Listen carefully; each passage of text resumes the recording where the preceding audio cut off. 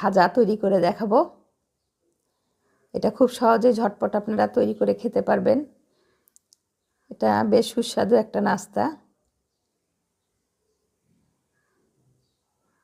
এটা বেশ ক্রিস্পি হয়ে থাকে। আমি এখন মূল রেসিপিতে চলে যাচ্ছি। আমি 1 কাপ পরিমাণ ময়দা নিয়ে নিলাম আর পরিমাণ মতো লবণ দিয়ে দিলাম।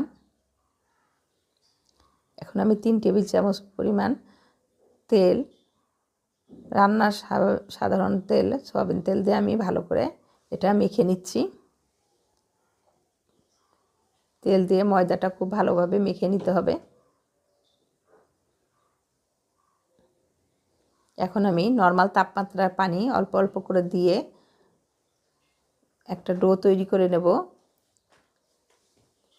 ডোটা খুব শক্তও হবে না, আবার অতিরিক্ত নরমও হবে না, বেশ সফট একটা